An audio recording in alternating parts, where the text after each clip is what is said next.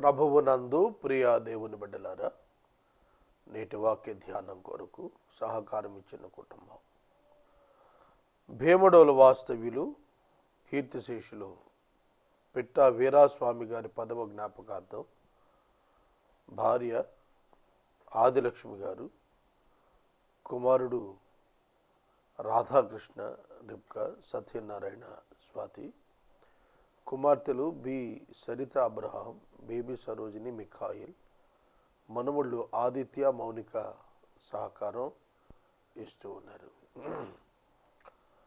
వీరాస్వామి గారి జ్ఞాపకార్థం సహకరించిన ఆదిలక్ష్మి గారికి, కుటుంబ సభ్యులందరికీ ధన్యవాదాలు. ప్రార్థన చేసుకుని వాక్య ధ్యానం ప్రారంభించుదాం.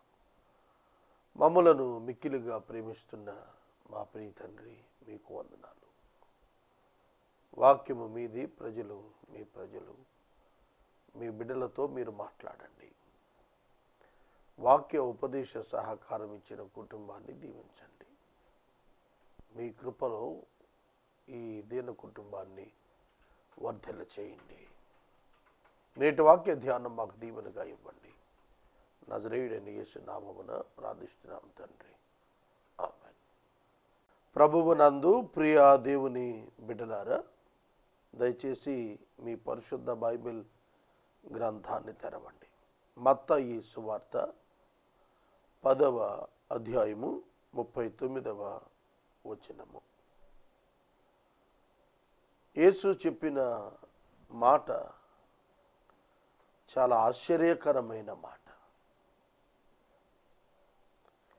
ఈ లోకంలో అన్నింటికంటే విలువైనది ఏమిటి అనే ప్రశ్నకు జవాబు మానవ ప్రాణం. మానవ ప్రాణానికి వెలకట్టలేము. మానవుని ప్రాణాన్ని ఒక త్రాచులో ఓ పక్క వేసి, అదే త్రాసులో మరొక ప్రక్క విశ్వమంతా పెట్టిన ఒక మానవుడు కోరుకునేది ప్రాణాన్నే కోరుకుంటాడు. తన ప్రాణము విలువ సమస్త విశ్వం కంటే గొప్పదిగా మానవుడు ఎంచుతాడు. అలాంటి ప్రాణం ప్రభు నిమిత్తం పోగొట్టుకుంటే దాన్ని తిరిగి పొందుతాడని,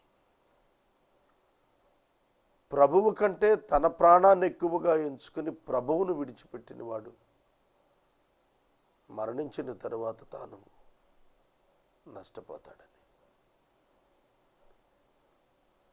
ప్రభువు కంటే తానేమాత్రమూ ఎక్కువ వాడను కాననే భావనతో తన ప్రాణాన్ని తృణప్రాయంగా ఎంచుకున్నవాడు మరణించినను తిరిగి మరల జ్ఞాపకం చేసుకొనబడి జీవం వసగి లేపబడతాడు. More than our soul, our God is important in our life. That is the teaching. ప్రాణం కాపాడుకోవటానికి అబద్ధం ఆడతారు, ప్రాణం కాపాడుకోవటానికి దొంగతనం చేస్తారు, ప్రాణం కాపాడుకోవటానికి హత్యలు చేసేవాళ్ళు ఉన్నారు. ప్రభువు చెబుతున్నాడు, నువ్వు ప్రాణం కాపాడుకోవటమే ప్రాధాన్యంగా ఎంచుకుంటావా, లేక ప్రాణాన్ని త్యజించి ప్రభువును ప్రాణంగా ఎంచుకుంటావా? యేసు ఈ మాట చెప్పిన సందర్భం శిష్యులకు తన నామము పేరిట కలుగు శ్రమలను తనకు పాత్రుడుగా ఉండుటకు సిలువనెత్తుకోవాలనే ధ్యానాన్ని చెబుతూ ఈ మాటలు చెప్పారు. ఈ మాటలలో గంభీరమైన అర్థం ఉన్నది. చదువుతాను. 39వ వచనం. తన ప్రాణము దక్కించుకునేవాడు దాన్ని పోగొట్టుకునను గాని నా నిమిత్తము తన ప్రాణం పోగొట్టుకునేవాడు దాన్ని దక్కించుకొనను. యేసు నిమిత్తం ప్రాణత్యాగం. యేసు నిమిత్తం ప్రాణత్యాగం. తిరిగి దక్కించుకునేది. ప్రాణం కాపాడుకోవటానికి అబద్ధం చెప్పినప్పుడు లోకం తప్పిదంగా ఎంచదు. కానీ ప్రాణం పోగొట్టుకోవటం కొరకు సత్యం మీద నిలబడిపోవటం అన్నదే అది దైవ సన్నిధిని బహుమానాన్ని ఇస్తుంది. దేవుని వాక్యం చెప్పింది ఇతరుల ప్రాణాలు తీయమని కాదు. యేసు నిమిత్తము, నీ విశ్వాసము నిమిత్తము నీ ప్రాణాన్ని సత్యం కోసం త్యాగం చేయటంలో వెనకంజ వేయొద్దు అనేది చెప్పాడు. సత్యాన్ని స్థాపించడానికి ఇతరుల ప్రాణాలు తీసినా పర్వాలేదు అనేది బైబిల్ చెప్పలేదు, దేవుడు చెప్పడు. సోదరుడా, సోదరి, యేసు నిమిత్తము అపోస్తలులు ప్రాణత్యాగం చేశారు. అమెరికా దేశంలో ఒక స్కామ్ జరిగింది. అది 3 వ్యక్తులు ఆ స్కామ్లో పాల్గొన్నారు. 3 టాప్ అఫీషియల్స్, చాలా పెద్ద విశిష్టమైన అధికారాలు కలిగిన 3 ఒక కుంభకోణం చేశారు. ఆ కుంభకోణం చాలా రహస్యంగా చేశారు, మిగిలిన వారికి తెలియదు.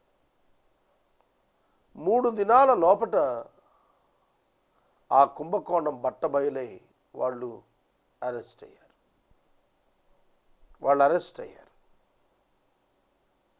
అమెరికన్ ప్రెసిడెంట్ ప్రకటించిన మాట, యేసు పునరుద్ధానుడయ్యాడని దీని ద్వారా నేను నమ్ముతున్నాను అన్నాడు.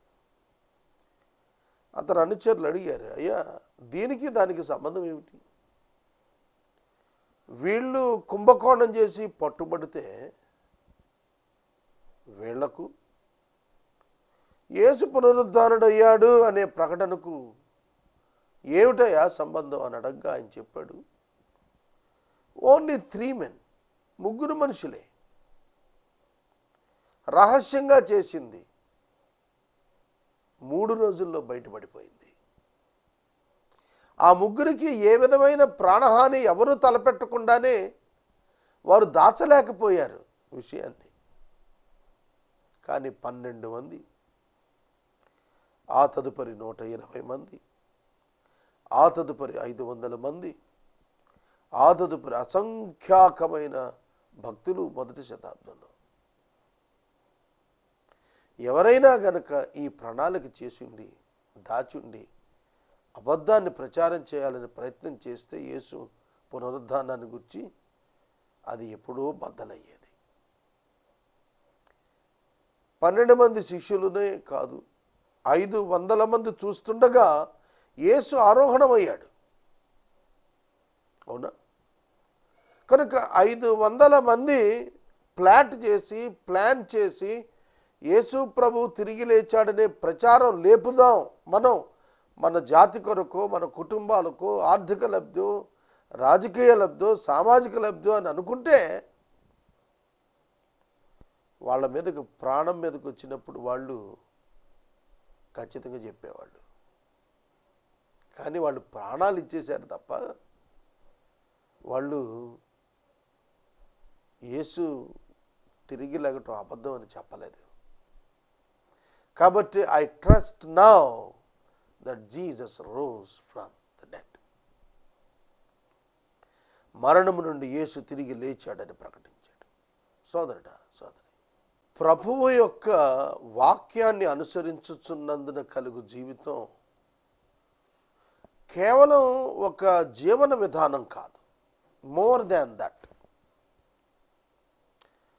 భూమి మీద మనిషి ఎట్లా బ్రతకాలి అనే ఒక్క రచన కాదు Bible.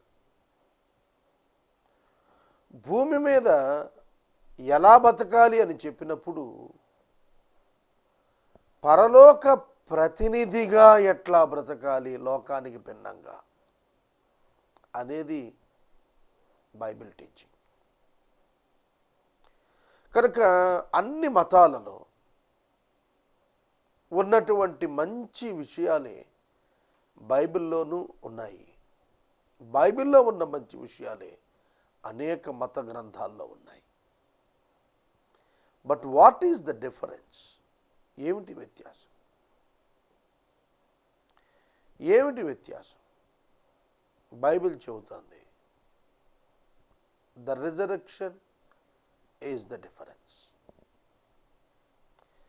The resurrection is the difference. Bible 2 పునరుత్థానాలు చెప్పింది. ఒకటి జీవ పునరుత్థానం, 2 తీర్పు పునరుత్థానం. తీర్పు పునరుత్థానం మానవులందరికీ ఉంది. అయితే జీవ పునరుత్థానం విశ్వాసులకు మాత్రమే ఉన్నది. ఈ డిఫరెన్సియేషన్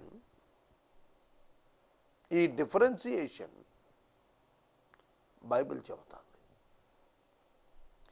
కనుక తన నిమిత్తం, యేసు నిమిత్తం ప్రాణం పోగొట్టుకుంటే ఆయన చెబుతున్నాడు దాన్ని తిరిగి సంపాదించుకుంటాడు. ఎప్పుడు అందరూ సంపాదించుకుంటారు కదా, మృతులందరూ బ్రతుకుతారు కదా. మరి అప్పుడు what is the speciality in this world? మరలా సంపాదించుకోవటం ఏమిటి?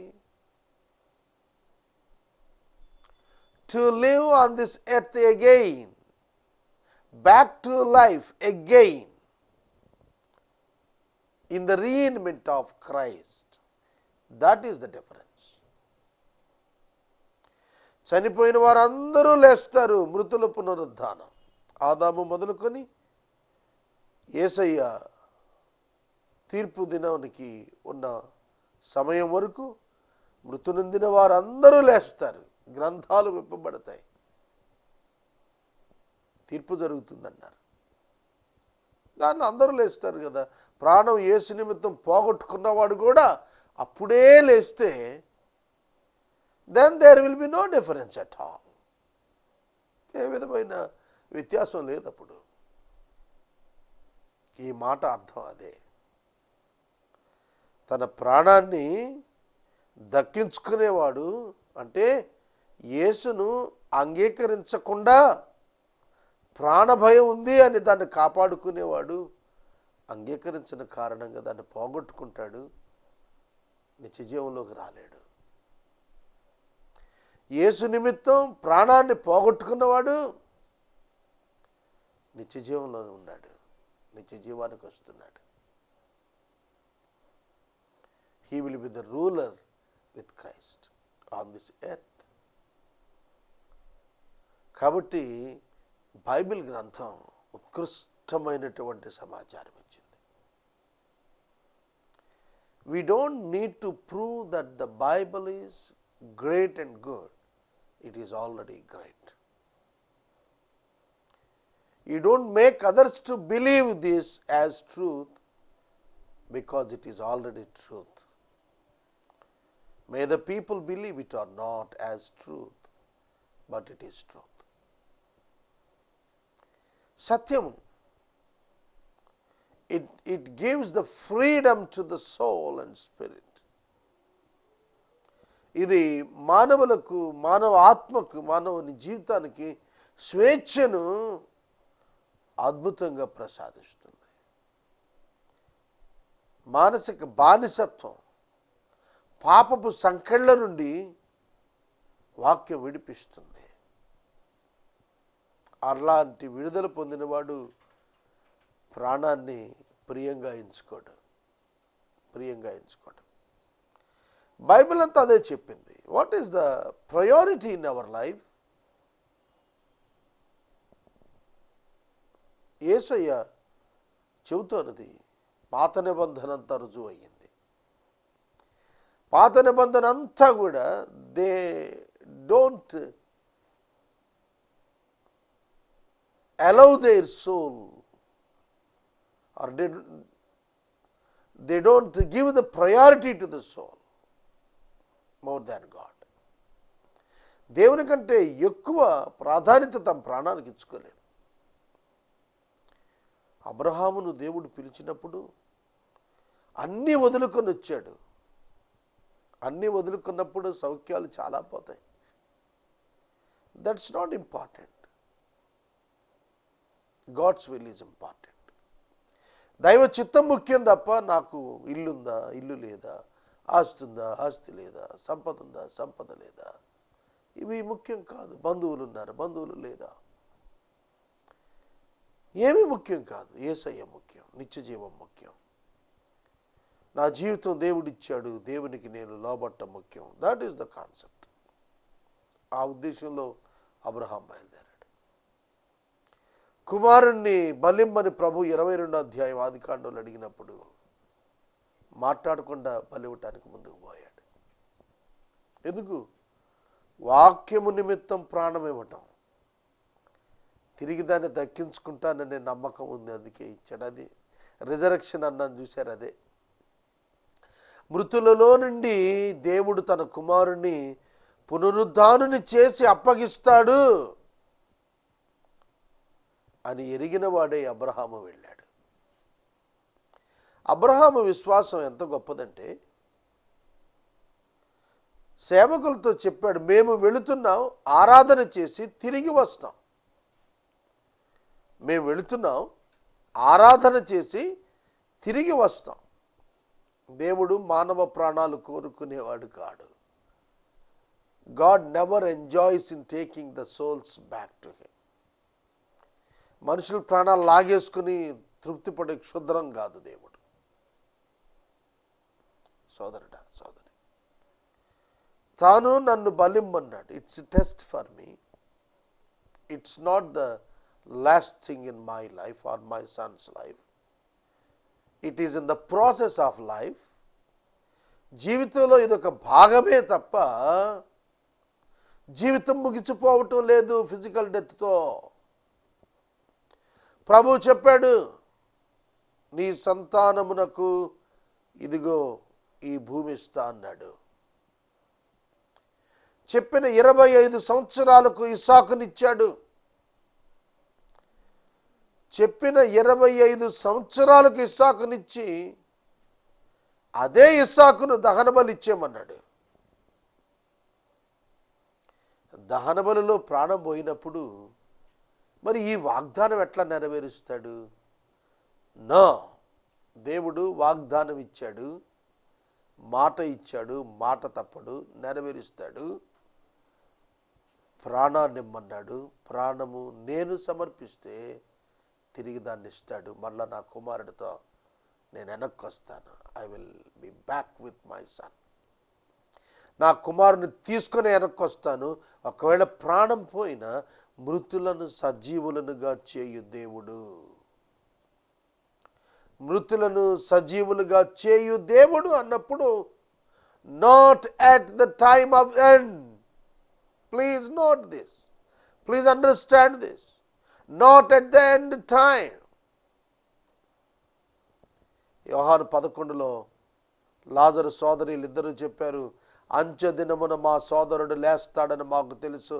That is fact, but that is not only the fact in the issue of the believer.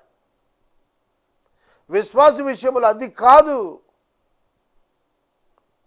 దానికి ముందే లేస్తారు. ఆ దినమున లేస్తాడని వారికి తెలుసునా? అది ప్రశ్న. మీ సోదరుడు లేస్తాడని మీకు తెలుసా అంటే అర్థం అంచె దినానని కాదు జవాబు. Please understand this. అంచె దినాన లేస్తాడని కాదు, ఈ దినాన ఇప్పుడు లేస్తాడని మీకు తెలుసా? This you must know. ఇది మీరు తెలుసుకోవాల్సింది. ప్రభు అందుకే వెళ్ళి రాయి తొలగింప చేసి శిష్యులను పిలిచి రాయి తొలగింప చేసి తాను స్వయంగా వెళ్ళి లాజర్ను బ్రతికించి తీసుకొచ్చాడు. పిలిచాడు అంతే, చనిపోయిన వాడు బతికి బయటకు వచ్చాడు. ఏం జరిగింది అదే రోజు? వారి నమ్మకం ఏంటి? వాళ్ళకి జరిగింది ఏంటి? వారు ఎదురు జరిగిన అద్భుతం ఏంటి? చనిపోయిన మీ సోదరుడు వెనక్కి వస్తాడు. That is the faith in Abraham. Abraham జీవితంలో అది విశ్వాసం ఉందండి. నా కుమారుని తీసుకెళ్తున్నాను, బలి ఇస్తాను, ముక్కలు ముక్కలుగా నరికేస్తాను, దహన బలి మీద దహించేస్తాను. దహన బలి అంటే అదే. దహించిన తరువాత బూడిదైపోయిన నా కుమారుని యొక్క మృతదేహం నుండి తిరిగి సజీవుడైన నా కుమారుణ్ణి వెనక్కి తెస్తాడు.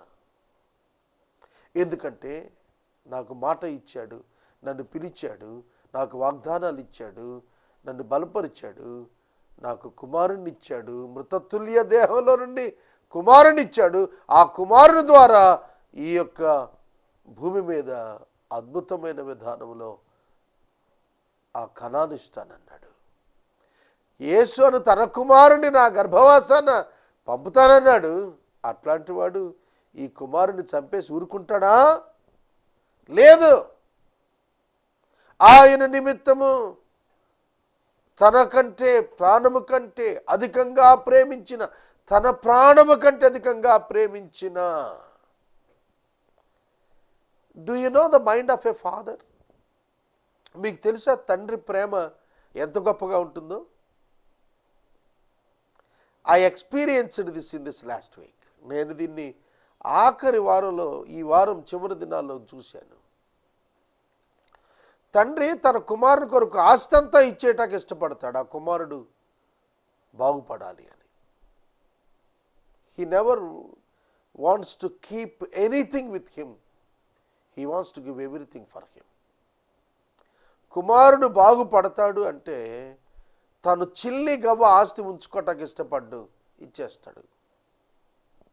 ఎందుకంటే కుమారుడు అతని కోసం ఏది సంపాదించినా, ఏది నిర్మించినా, ఏది కొన్నా, ఏది వ్యాపారం చేసినా, ఏది వ్యవసాయం చేసినా ఎవరి కోసం? మన బిడ్డల కోసమే. కనుక తండ్రి యొక్క ప్రేమ ఎంత గొప్పది అని అంటే తన కొరకు ఏమీ ఉంచుకోకుండా ఇచ్చి వేయటం కదా. అటువంటి దేవుడు ఎంత ప్రేమ గలవాడో చెప్పటానికి తనకు ఏకమైన కుమారుని తాను ఇచ్చేశాడు. దానికి అర్థం చేసుకోవటానికి అబ్రహాముతో మాట్లాడుతూ నీవు ప్రేమించిన మోర్ దాన్ యువర్ సోల్ అని అర్థం. అక్కడ నీవు బహుగా ప్రేమించిన అంటే అర్థం ఏంటంటే నీకంటే ఎక్కువగా ప్రేమించుకొనుచున్నా. ఒక తండ్రి తన నిజమైన తండ్రి, రిపెంటెడ్ ఫాదర్, తన ప్రాణం కంటే తన కుమారుని ప్రాణమునకు, తన కుమారుని యొక్క బ్రతుకునకు ప్రాధాన్యత ఇచ్చేటువంటి వాడు. ఇంకో ఉదాహరణ బైబిల్లో చూపిస్తాం. దావీదు తిరుగుబాటు చేసిన కుమారుడు ఆయన అబ్షాలోమును యోవాబు చంపినప్పుడు ఏడ్చాడు, అబ్షాలోమా అబ్షాలోమా, నీవు బ్రతికి నేను చనిపోయి ఉంటే బాగుండేది. Your life is precious than my life. I want you to live on earth more and more. నువ్వు బ్రతకాలయ్యా, నేను చనిపోయినా పర్లేదు. అంటే నేను ముసలోడిని అయిపోయాను, అన్ని అనుభవించేశాను, కానీ నేను చచ్చిపోయినా పర్లేదు, నువ్వేం అనుభవించలేదు. అది కాదు కాన్సెప్ట్. అక్కడ లైఫ్ ఈజ్ ద కాన్సెప్ట్. ప్రాణం ఉండటం ముఖ్యం, దాని గురించి మాట్లాడుతున్నాడు. బతికిన రోజులు అనుభవించడానికి గురించి కాదండి. తన ప్రాణం కంటే కుమారుని ప్రాణాన్ని అధికంగా ఎంచుకున్నాడు. సోదరుడా, సోదరి, ఒక తండ్రి తన కుమారుని ప్రాణాన్ని అధికంగా ఎంచుకున్నవాడు ఆ ప్రాణాన్ని ఇస్తున్నాడు అని అంటే అక్కడ పోయింది ఒక్క ప్రాణం కాదు, పోయేది తెలుసా? అబ్రహాము ప్రాణం ఇస్తున్నప్పుడు, కుమారుని ప్రాణాన్ని దహనబలి ద్వారా సమర్పింప వెళ్ళినప్పుడు 2 ప్రాణాలు, అబ్రహాం ప్రాణం కూడా పోయినట్టే. తన ప్రాణం కంటే ప్రియమైనది ఎంచుకున్న కుమారుని ప్రాణం ఇవ్వటం అంటే తన ప్రాణం, కుమారుని ప్రాణం 2 ఇచ్చేయటమే. That's happened in the Bible on the cross. అదే సిలువలో జరిగింది. యేసు ప్రాణాన్ని అప్పగించినప్పుడు తండ్రి తన ప్రాణాన్ని ఇచ్చి ఉన్నాడని మనం గ్రహించాలి. సోదరుడా, సోదరి, that is the love of God. కనుక యేసు కొరకు నీ ప్రాణం ఇవ్వటానికి వెనుతీయలేదు అని అంటే యేసుక్రీస్తు ప్రభువును నువ్వు ఎంతగా ప్రేమిస్తున్నావో అర్థమవుతుంది. ఈ రాత్రి వాక్యం వింటున్న ప్రతి ఒక్కరం నేర్చుకోవాలి. పరిశుద్ధాత్మను సహాయం వల్ల వాక్యము యొక్క ఆ శక్తి మన అంతరంగంలో జీర్ణం కావాలి. మనము అంతరంగ పురుషుని యందు సమస్తమున వాక్యము చేత నింపబడాలి, దాని శక్తి చేత నింపబడాలి, దాని చేత లోకంలో జయ జీవితం కొరకు నడిపించబడాలి. ఇదే దేవుడు మన ఎందుకు కోరుతోంది. అందుకే అన్నాడు, తన ప్రాణమును దక్కించుకునేవాడు దాన్ని పోగొట్టుకుంటాడు. పేతురు ఈ సత్యాన్ని గ్రహించాడు, అందుకే పశ్చాత్తాపడ్డాడు. పేతురు ఈ లెసన్ తెలుసుకున్నాడు. గెత్సెమనే వనంలో యేసు చివరి ప్రార్థన చేస్తున్న సందర్భాన్ని అప్పగించబడే ముందు పేతురు, యాకోబు, యోహాను ముగ్గురు శిష్యత్రయం ప్రముఖులు వీళ్ళని తీసుకుని వెళ్ళాడు. ఆ ముగ్గురు ఆ రాత్రి ఒక స్థలంలో ఉంచి రాతి వేత దూరం యేసు వెళ్ళి అక్కడ మొరపెడుతున్నాడు. ఆయనకి తెలుసు ఇంకా కాసేపట్లో ఆయన పట్టుకుంటారు, ఆయన తనను తాను అప్పగించుకుంటాడు. పట్టుకుంటారు అని తెలిసి పారిపోవచ్చు, కానీ అప్పగించుకుంటాడు కాబట్టి పట్టుకుంటారు అన్నప్పుడు వెనుదిరగలేదు ఆయన. ఆ ముగ్గురు శిష్యులకు చెప్పాడు, మీరు నా నిమిత్తం ప్రార్థన చేయండి అని. అలా 3 సార్లు వాళ్ళు విఫలమయ్యారు. ప్రభువు హెచ్చరించాడు. ఈ లోపల ఆయన పట్టుకున్నారు, మిగతా వాళ్ళు పారిపోయారు. పేతురుతో ప్రభువు చెప్పాడు, ఆ భోజన సమయంలో, నీవు నన్ను ఎరుగనని కోడి కూయక మునుపు 3 సార్లు అబద్ధం ఆడతావు. ఎందుకు అబద్ధం ఆడతాడు పేతురు? ప్రవచనం నెరవేర్చడానికి పేతురు అబద్ధం ఆడాల్సి వచ్చిందా? కాదు కాదు కాదు. పేతురు అబద్ధం ఆడతాడు కనుక ప్రవచనం వచ్చింది. జాగ్రత్తగా అర్థం చేసుకోవాలండి బైబిల్ని. చెడుగా అర్థం చేసుకోకూడదు, తప్పుగా అర్థం చేసుకోకూడదు. 3 సందర్భాల్లో పేతురు అబద్ధం ఆడినప్పుడు తన ప్రాణాన్ని కాపాడుకోగలిగాడు. కానీ యేసు అతని వైపు చూచినప్పుడు వెలుపటికి పోయి సంతాపపడి ఏడ్చాడు. నేను అనుకుంటాను ఈ వాక్యం గుర్తొచ్చి ఉంటుంది. తన ప్రాణం దక్కించుకున్నవాడు దాన్ని పోగొట్టుకుంటాడు, నా నిమిత్తం దాన్ని పోగొట్టుకున్నవాడు దాన్ని సంపాదించుకుంటాడు, దాన్ని దక్కించుకుంటాడు. ఈ మాట అతని జ్ఞాపకం వచ్చిందని నేను 100% నమ్ముతాను. ఎందుకంటే నేను చనిపోతోంది నీ కోసం అయితే నీవు నన్నెరగనని చెబుతావా? ఆయన చూపులో ప్రసరించిన ఆ సందేశం పేతురుని మేల్కొల్పింది. పేతురుని చంపటానికి రోమన్ గవర్నమెంట్ యూదుల యొక్క ప్రెషర్ చేత ముందుకెళ్ళినప్పుడు, శిలువ శిక్ష అన్యాయంగా వేసినప్పుడు ఒక అప్లికేషన్ పెట్టాడు పేతురు. నా ప్రభువును శిలువ వేసినట్టు వేయుటకు నేను యోగ్యుడను కాను. మై లాస్ట్, నా చివరి మాట, నా చివరి ఆశ ఏమిటనగా నన్ను తల్లక్రిందులుగా సిలువ వేయండి అన్నాడు. యేసును సిలువ వేసినట్టుగా వేయబడుటకు అర్హుడును కాదు, నన్ను తల్లక్రిందులుగా సిలువ వేయండి. పేతురు తల్లక్రిందులుగా సిలువ వేయబడ్డాడు. More agony, more pain. సిలువలో యేసు అనుభవించిన నొప్పి కన్నా తల్లక్రిందులుగా సిలువ వేయబడినప్పుడు కలిగిన నొప్పి అధికం. He wants to prove his love for him. తన ప్రేమను యేసుకు చూపటానికి ఆ కోరిక అడిగాడు. ప్రభు, ఒకప్పుడు నేను ప్రాణానికి భయపడి పారిపోయాను, నా ప్రాణం పోతుందేమో నిన్ను ఎరుగనన్నాను. ఇప్పుడు నేను చెబుతున్నాను, నేను నీ కోసం ఇదిగో తల్లకిందులుగా చచ్చిపోతున్నాను. Because it's not important before you. నీకంటే నీ ముందు నాకు ఏది ముఖ్యం కాదు ప్రభు. నువ్వు ప్రాణం తిరిగి ఇస్తావు, నాకు తెలుసు. ప్రాణం తిరిగి ఇవ్వమనేది కూడా ఆయన కోరిక కాదు, ప్రభు వాగ్దానం ఇస్తాడు. It's a reward. కానీ ప్రాణం పోగొట్టుకోవటం డెడికేషన్ అండ్ కమిట్మెంట్. కనుక ఆ భాగ్యం పేతురు భక్తుడు పొందాడు. సోదరుడా, నేను ముగిస్తున్నాను. What is important in your life? నీ జీవితంలో ఏమిటి ప్రాముఖ్యం? నీ ప్రాణమా? More than that your God. అంతకంటే ఆయన నీ జీవితంలో ప్రాధాన్యం. ప్రార్థించుకుందాం. ప్రభువునందు ప్రియ దేవుని బిడ్డలారా, నేటి వాక్య ఉపదేశానికి సహకారం ఇచ్చిన కుటుంబం భీమడోలు వాస్తవ్యులు కీర్తిశేషులు పిట్ట వీరాస్వామి గారి 10వ జ్ఞాపకార్థం భార్య ఆదిలక్ష్మి గారు, కుమారులు రాధాకృష్ణ సత్యనారాయణ గారు, కోడళ్ళు రిబ్కా స్వాతి గారు, కుమార్తెలు సరిత అబ్రహాం గారు, బేబీ సరోజిని మిఖాయిల్ గారు, గ్రాండ్ చిల్డ్రన్ ఆదిత్య మౌనిక సహకరిస్తున్నారు. దేవుడి కుటుంబాన్ని దీవించును గాక. ప్రార్థిద్దాం. మమ్మల్ని మిక్కిలుగా ప్రేమిస్తున్న మా తండ్రి, మీకు వందనాలు. వీరాస్వామి గారి కుటుంబ సభ్యులకై కృతజ్ఞతలు. బిడ్డలిచ్చిన సహకారాన్ని బట్టి బిడ్డలను దీవించండి.